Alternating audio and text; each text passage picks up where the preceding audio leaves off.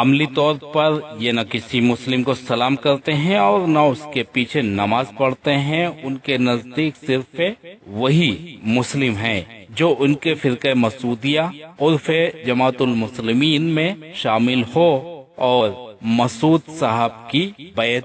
دوسرا شخص اپنے آپ کو لاکھ مسلم کہے مگر وہی ڈھاک کے 3 پارٹ. محمد رسول اللہ صلی اللہ علیہ وسلم نے فرمایا جو کوئی ہماری جیسی نماز پڑھے اور ہمارے قبلے کی طرف منہ کرے اور ہمارا ذبیحہ کھائے تو وہی مسلم ہے جس کے لیے اللہ اور اللہ کے رسول کا ذمہ ہے. تو تم اللہ کی ذمہ داری میں شرم نہ کرو. صحیح البخاری سنن نسائی عن انس رضی اللہ عنہ و اسنادن صحیح الجامع الصغیر للبانی 6350.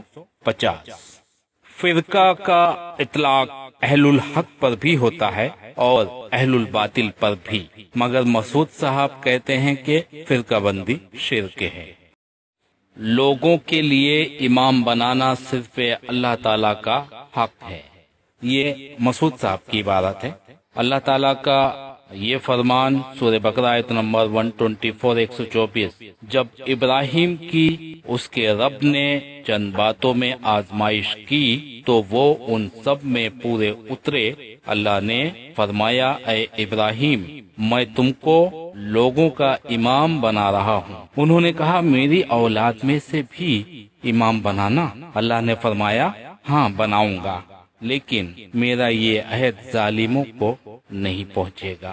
یہاں پہ آیت ختم ہو گئی. ابراہیم علیہ السلام کے یہ الفاظ کہ میری ذریت میں سے بھی امام بنانا اس بات کا کھلا ثبوت ہے کہ امام بنانا اللہ تعالیٰ کا کام ہے. یہ کام بندوں کا نہیں کہ وہ خود کسی کو امام بنا کر اس کی پیروی کرنے لگ جائیں. اقصی توحید المسلمین یہ مسعود صاحب کی عبارت ہے. یعنی اس آیت سے انہوں نے یہ معاملہ اخذ کیا ہے. اب دیکھیے سیاد اپنے ہی جال میں کس طرح پھنستا ہے.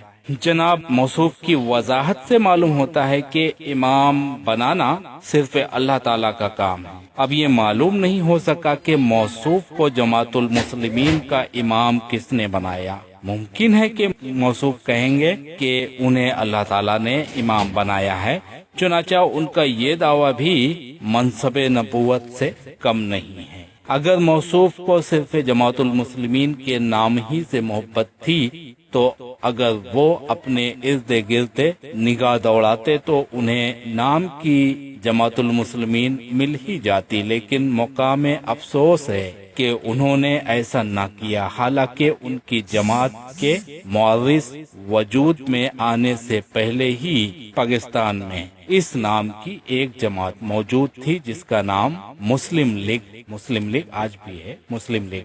اور مسلم لیگ کا مطلب بھی جماعت المسلمین ہے کیونکہ لیگ انگریزی زبان کا لفظ ہے اور اس کا مطلب جماعت ہے. تو مسلم لیگ کا مطلب جماعت المسلمین ہی ہوا. اگر مسعود صاحب اپنے دعوے میں سچے ہیں تو ان کو مسلم لیگ میں شامل ہو جانا چاہیے تھا، اور مسلم لیگ ہی وہ جماعت ہے کہ جس نے مسلمین ہند کے لیے ایک آزاد ملک پاکستان بھی حاصل کیا تھا. اس طرح ان کے لیے پاکستان کا امام بننے کا خواب شاید شرمندہ تعبیر ہو ہی جاتا. مسلمین کے اندر رہ کر جماعت المسلمین بنانا ایسا ہی ہے جیسے کہ کوئی پاکستان میں رہ کر دعویٰ کرے کہ وہ اور ان کی جماعت پاکستانی ہیں اور ان کے علاوہ کوئی بھی پاکستانی کہلائے جانے کا حق نہیں رکھتی.